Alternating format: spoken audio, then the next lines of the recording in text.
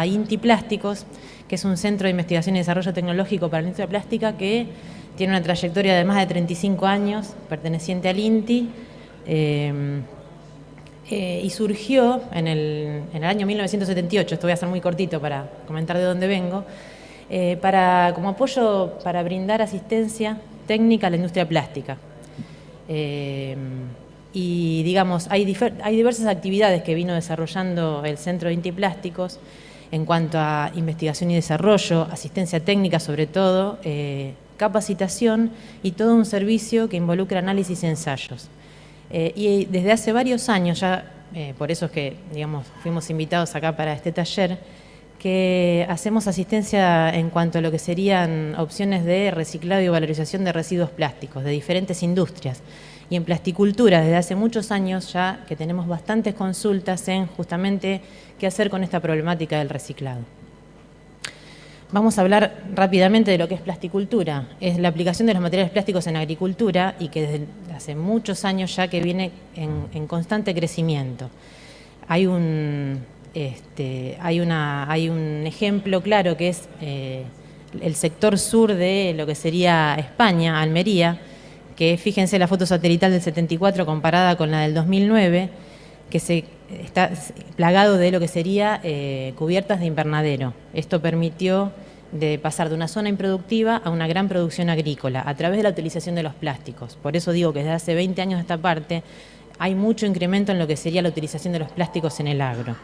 En silobolsa también, pero todo esto conlleva la utilización, la ventaja de las bondades del plástico para ser utilizado en este tipo de industria, también conlleva una responsabilidad que hacer una vez que finaliza su ciclo de vida útil. A partir del año 1948 es que se empezó a utilizar un poco el tema del plástico en el agro al reemplazar las cubiertas de vidrio para invernaderos a través del plástico, del polietileno. Y el INTI Plásticos también forma parte de un comité que es el Comité Argentino de Plásticos para Producción Agropecuaria, el CAPA, que también se fundó hace 10 años atrás, y que son asociaciones justamente comparadas igualmente que el SIDAPA, el CEPLA, el CIPA, son todos comités que fueron pensados justamente para promover el buen uso del plástico en la agricultura. El CAPA en sí involucra a diferentes sectores, a empresas, a instituciones como el INTI, el INTA, las facultades, proveedores de insumos, proveedores de aditivos, y la idea justamente es promover un poco el uso adecuado de los materiales plásticos, fomentar trabajos de investigación y desarrollo en este tema, en plasticultura, que falta mucho todavía por desarrollar, en el tema de plasticultura, justamente plásticos en el agro, y dictar seminarios técnicos. Sobre todo hay una parte muy importante de actividad en cuanto a capacitación. Ahí es donde INTI Plásticos apoya un poco este tipo de seminarios y brinda lo que sería capacitación en facultades de agronomía, que es plasticultura es un tema que no es curricular, justamente para los ingenieros agrónomos es muy importante tener conocimiento de las diferentes opciones de utilización de los plásticos en el agro. Bueno, los polímeros, como todos saben, son sustancias de muy alto peso molecular, son macromoléculas.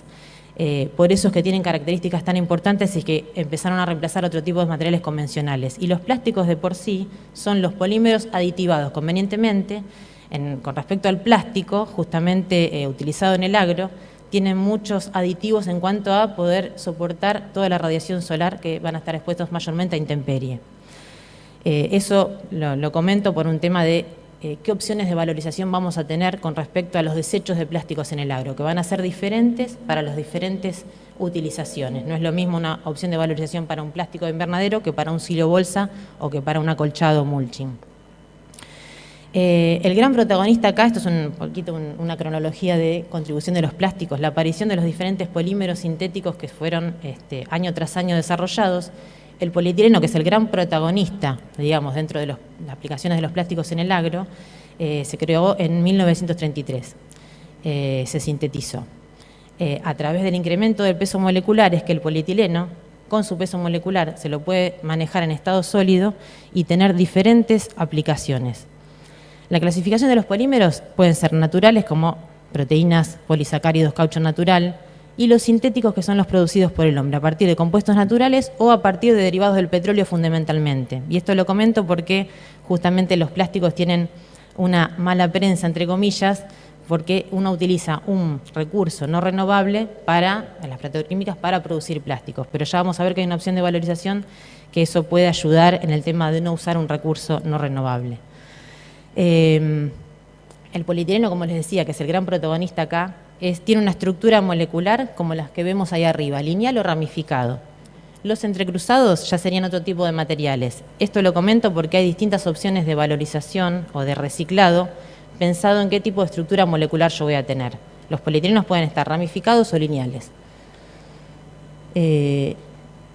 Estas son también, dependiendo de la estructura molecular, perdonen si hincho un poquito con este tema de la química, pero la estructura molecular que tengamos, o la estructura de cómo está conformado el polímero, también me va a permitir poder tener reciclado mecánico u otro tipo de opciones de reciclado.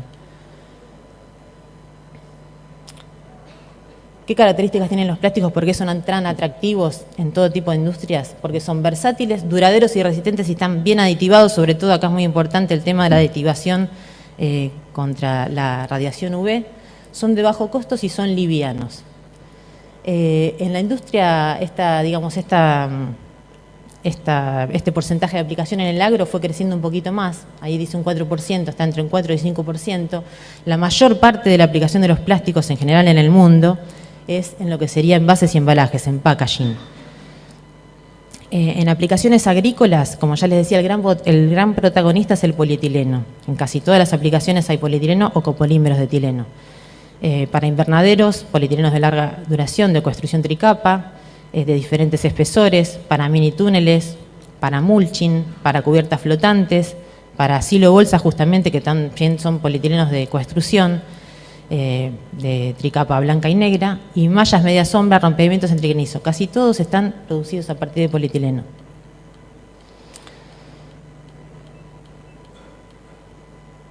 Otras aplicaciones muy importantes también que hay que contemplar es todo lo que sería la post-recolección, el envasado de frutas, hortalizas, etcétera, que utilizan una gran cantidad de materiales plásticos.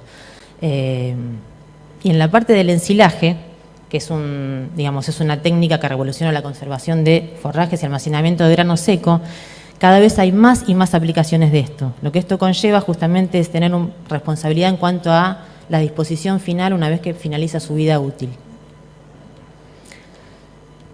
Entonces, si bien los plásticos juegan un papel muy importante en la vida diaria, en diferentes industrias, en diferentes aplicaciones, ¿qué hacemos una vez que finaliza la vida útil de este tipo de productos?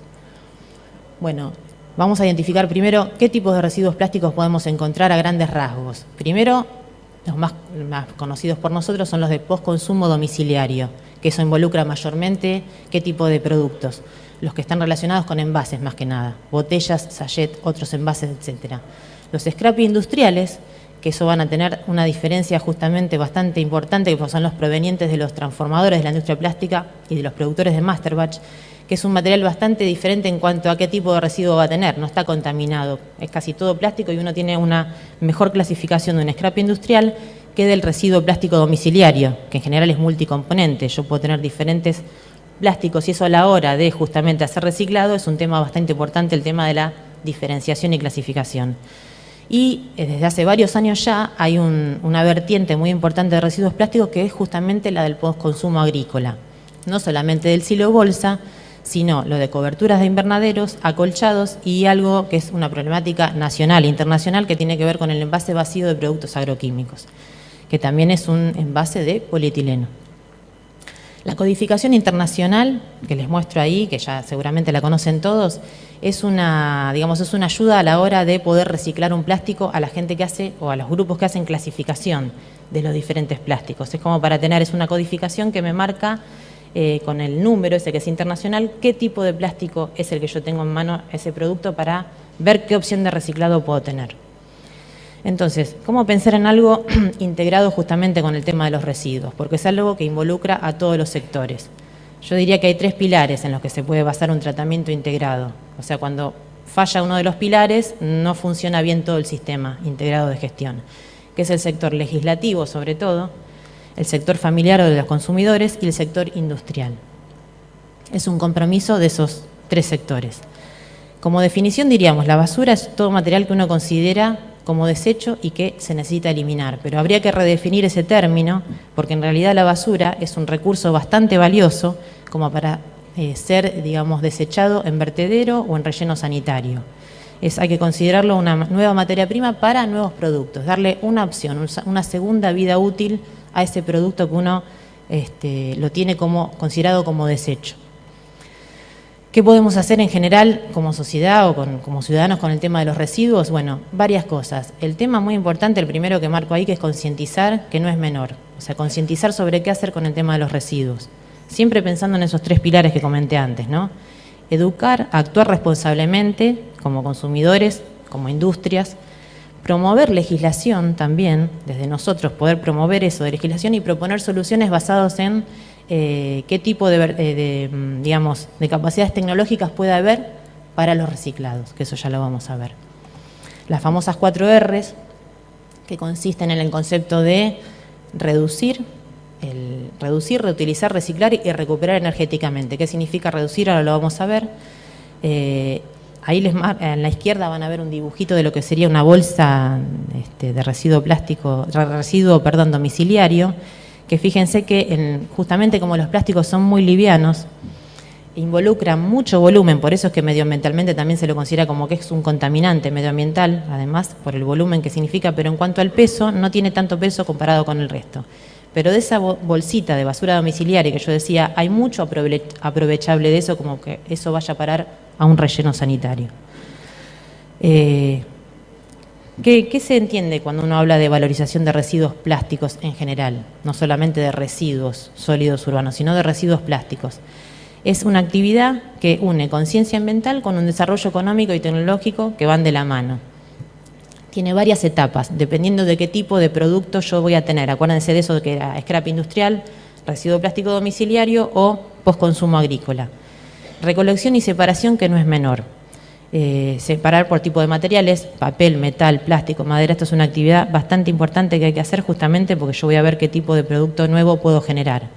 Valorizar es toda etapa intermedia que prepara el material que está separado para ser transformado por la industria plástica en un nuevo producto. Y la transformación es el procesamiento, cómo procesar ese nuevo material para que me genere un nuevo producto a partir, por ejemplo, de un peletizado. Lo que les contaba antes de las 4 R's, ¿qué involucran?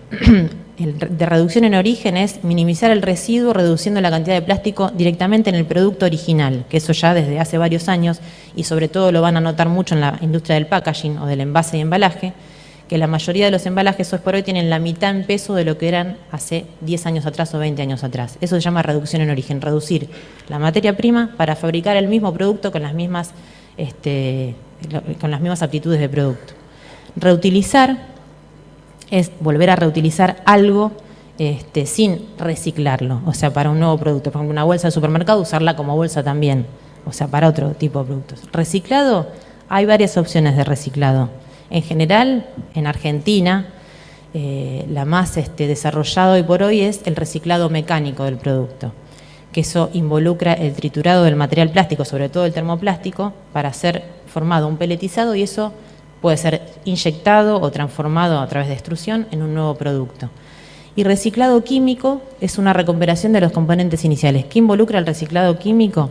Es hacer un craqueo de esa gran cadena macromolecular, ese gran polímero, poder craquearlo y obtener fragmentos para que sean vueltos a reutilizar por la industria petroquímica o por refinerías.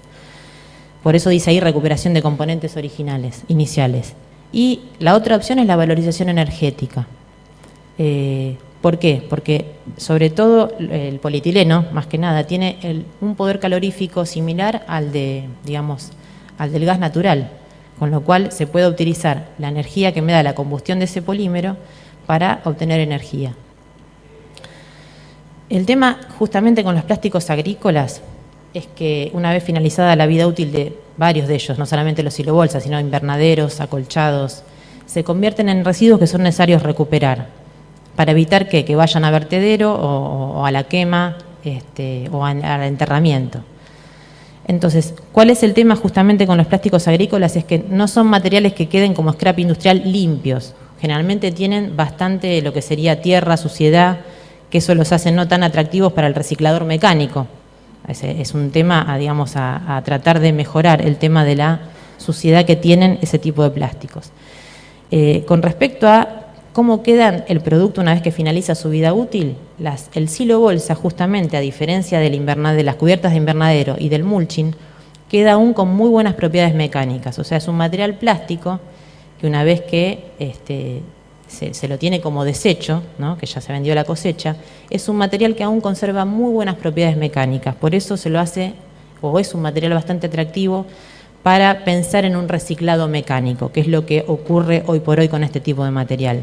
En cambio, otros plásticos de plasticultura, como cubiertas de invernadero, que soportaron mucha radiación solar y en general uno los reemplaza ya cuando están totalmente degradados o mecánicamente ya no tienen las mismas propiedades que las del inicio, esos ya no serían tan atractivos para pensar en un reciclado mecánico. Hay otras opciones que serían reciclado químico o valorización energética. ¿Qué ocurre actualmente con los residuos plásticos agrícolas? Bueno, incineración incontrolada, abandono en los alrededores, y esta es la opción de reciclado mecánico, que es la que queremos, fomentar, que haya cada vez más grupos o cooperativas o empresas que se puedan dedicar con una logística que también esté apoyada por los municipios locales, por organizaciones locales, a que pueda ser cada vez más mayor la cantidad de plástico, de desecho que va a este tipo de recicladores que lo que va a vertedero o a estas otras opciones. Acá pongo un ejemplo muy típico que es lo que no se debe hacer. En este caso puse envases de productos agroquímicos, ¿no? No se debe amontonar en galpones, o sea, eso es lo que hay mucho de residuo en este tipo. Lo comento porque estamos hablando de valorización de residuos plásticos agrícolas, por más que sea un congreso de silo bolsa, es algo que compete a todos los sectores. No depositarlos en basurales a cielo abierto y no utilizarlos como contenedores de agua potable, ni quemarlos y utilizarlos sin cuidado personal y descartarlos. Y esto lamentablemente es lo que ocurre en muchos sectores. Entonces, volviendo al tema de qué opciones de reciclado había, era reciclado mecánico. La opción del polietileno, que es reciclable, se puede volver a fundir y transformar en un nuevo producto. Pero lo que hay que tener conciencia es que hay que tener trazabilidad sobre qué producto nuevo se fabrica. Sobre todo con plásticos viniendo del agro, la opción no debe ser nunca para un envase en contacto con alimentos, ni juguetes, ni algo que ponga en riesgo la salud humana. Con respecto a qué tipo de recuperación, la del material es justamente hacer el reciclado mecánico. Ahora tenemos plásticos que si no están separados, es lo que se llamaría el tratamiento mixto. Quedan piezas compuestas de gran volumen, como es el caso de los tetrabric, ¿no?, que son envases justamente multicomponentes. El reciclado o la recuperación de la materia prima acá involucra la degradación de las macromoléculas o el reciclado químico, que tiene diferentes opciones. No hay un único reciclado químico, hay diferentes procesos por los cuales yo puedo obtener diferentes sustancias. Los monómeros iniciales para producir un nuevo polímero, con lo cual ahí no utilizaría el recurso no renovable del petróleo, y sino también sustancias para refinerías. Y la energética, que esa es muy atractiva y se utiliza en muchos países de Europa, es la valorización energética en general del residuo sólido urbano. No hay plantas exclusivas para valorización energética de plásticos, sino que hay para residuos sólidos urbanos, pero como el plástico forma parte del residuo sólido urbano, también se aprovecha el poder de combustibilidad, el poder calorífico alto que tiene el plástico, para generar vapor o corriente eléctrica. Obviamente cada una de estas tres opciones que les marqué va a tener ventajas y desventajas. La que más se utilizan en Argentina es la del reciclado mecánico, que la ventaja es que es de muchísima menor inversión que lo que involucran las otras dos. Por eso, de hecho, en el país no existe todavía planta de valorización energética ni planta de reciclado químico actualmente que esté funcionando. Hay algunas empresas que sí están pensando en optar por poder implementar una empresa de reciclado químico. Pero bueno, acá es donde vendría toda la parte de política gubernamental que tienda también un poco a ayudar en esto, porque son altísimos costos de inversión para estos dos tipos de valorización. El reciclado mecánico, entonces, la idea es convertir ese residuo en una nueva materia prima apta para fabricar nuevos productos. Y básicamente lo que consiste es en el triturado de lo que, ahí pongo un ejemplo de un envase, pero esto es un ejemplo general. Cualquier tipo de material termoplástico se puede triturar, lavar, y eso va a generar materia prima o peletizado para fabricar nuevos productos, que eso recuerden que siempre tiene que haber una trazabilidad de no poner en riesgo, hacer productos que pongan en riesgo la salud humana. tiene toda una parte importante de recolección y separación por tipo de materia prima, porque cada plástico se va a procesar a una temperatura diferente, con lo cual es deseable que estén cada uno identificado y separado para poder ser procesado por diferentes formas. El programa muy conocido por todos, que es el de la Fundación de Garrahan, que recicla tapas de polipropileno, que eso, digamos, se fabrican nuevos productos, por ejemplo, como el que les muestro acá. O sea, hay opciones de valorización, pero eso tiene que tener toda una logística que puede hacer, y sobre todo funciona muy bien a nivel local, cuando se hace a nivel de municipios. Por ejemplo, esas son opciones de dónde puede ir digamos, a ser utilizado esa nueva materia prima, ese repeletizado. Puede ser para bancos de plaza, para cestos, para postes en el agro, para productos que sean utilizados en lo que sería en vialidad o en la parte, digamos, de caminos o de rutas, tarimas plásticas.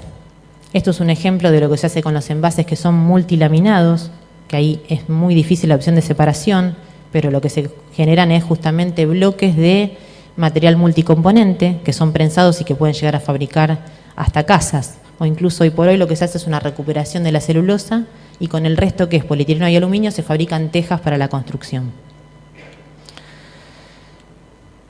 A ver si tengo... El reciclado químico, se los quiero comentar, si bien acá en el país todavía no hay, pero hay una tendencia a querer que haya empresas con este tipo de opción de reciclado, sobre todo para poder utilizar ese polímero que quedó degradado mecánicamente y ya no es atractivo para un reciclado mecánico, poder ser utilizado para obtener monómeros para repolimerizar, o si no, productos para refinería. Son diferentes procesos. Hay uno que se llama pirólisis, que involucra una descomposición térmica en ausencia de oxígeno.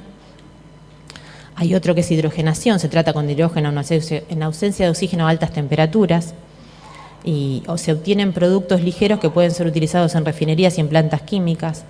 Gasificación, ahí sí ya se hace una combustión. Y tratamiento químico diferentes. Hay hidrólisis, alcohólisis o glicólisis, o hay incluso algo que se llama metanólisis, que se utiliza para reciclar el PET. Hay una tendencia a querer poder reciclar el PET, no solo mecánicamente como se hace ahora, sino poder obtener los monómeros iniciales para repolimerizarlo. Lo que les comentaba de la valorización energética, si bien los plásticos tienen una mala prensa en cuanto en que la síntesis de los plásticos involucra utilizar un 8% del petróleo para fabricación de los plásticos, en realidad, a través de la valorización energética, yo puedo no solamente haberlo utilizado como un producto plástico y mejorar la calidad, digamos, de vida humana o para un producto determinado, sino que aprovechar ese poder de combustión que tenía y hacer valorización energética.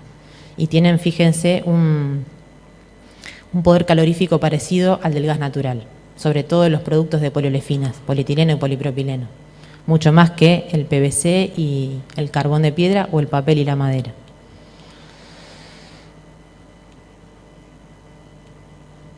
Otra forma de valorización energética que no les comenté, que eso también se utiliza, es, no hay plantas de valorización energética, lo que sería de residuo sólido urbano, pero sí hay una opción de ser utilizado ese plástico por su poder calorífico en lo que sería los hornos de cemento como combustible alternativo al gas natural, y en los altos hornos de hierro para ser mezclados con el coque para reducir el mineral de hierro.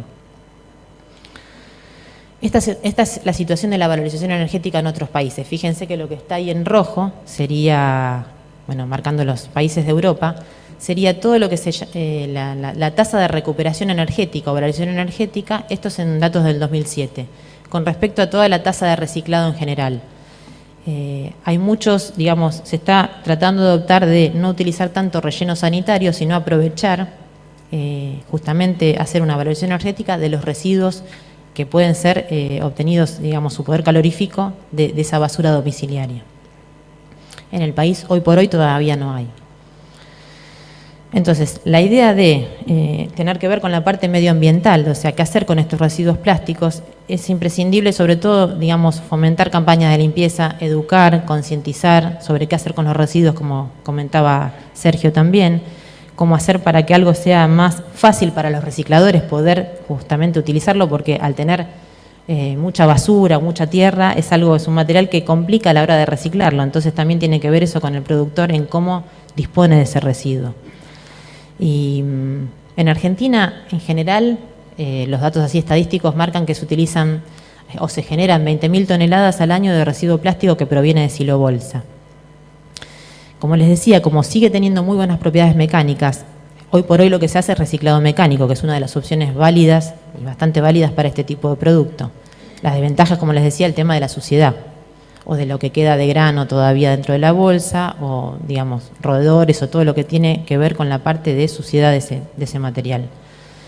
Casi la totalidad, bueno, hay un circuito de disposición que involucra compradores, recicladores mecánicos y transformadores. Cooperativas también, como comentaba Sergio, que se dedican a esta logística de poder reutilizarlo. Y hay que tener muy en cuenta de que el peletizado ese que proviene del silobolsa puede utilizarse para fabricar nuevos productos, también inyectados o extrudados, pero que en ningún caso sean para contacto con alimentos, juguetes o que pongan en riesgo la salud. Hoy por hoy la única legislación que hay apta para utilizar material en nuevos envases es el PET nada más. El polietileno todavía no hay legislación para polietileno.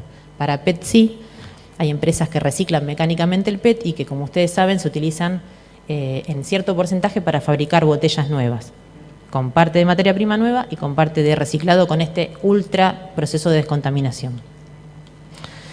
Hay iniciativas locales, en lo que sería la provincia de Buenos Aires, el OPDS, que es el Organismo Provincial para Desarrollo Sostenible, está desarrollando actividades que tienen que ver con este tema de poner énfasis en lo que sería el aprovechamiento de estos desechos plásticos. Y hay un programa que se llama Generación 3R, que es el programa Ambiente Agrosolidario, que involucra a distintos municipios de la provincia de Buenos Aires.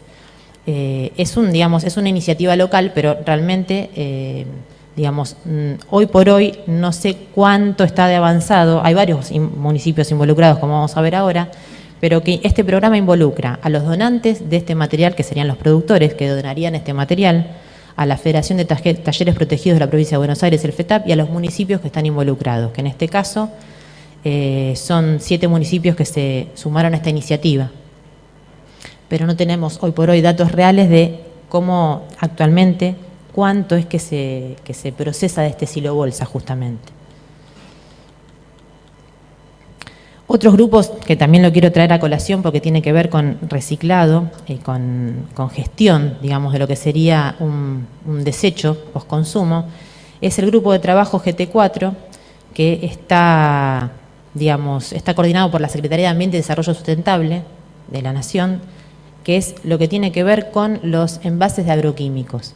Hay toda una logística y hay toda una implementación de qué hacer con este tipo de envases, justamente que tienen que pueden ser factibles de tener reciclado mecánico, pero hay toda una parte, justamente, como es un residuo peligroso, hay toda una iniciativa de proyectos de ley sobre qué usos están permitidos para este tipo de reciclado mecánico, que tiene que ver con el triple lavado y después cómo se gestiona todo. Hay un sistema que es un programa agrolimpio, que educan sobre justamente cómo hacer el triple lavado. Hay una norma IRAM que está adecuada para eso.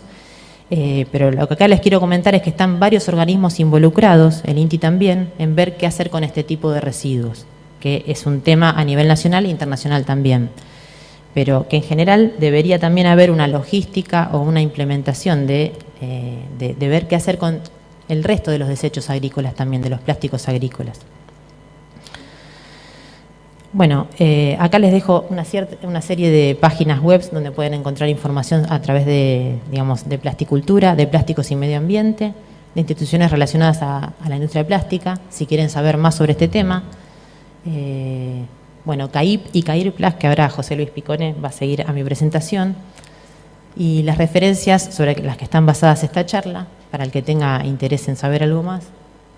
Bueno, por ahora, nada más.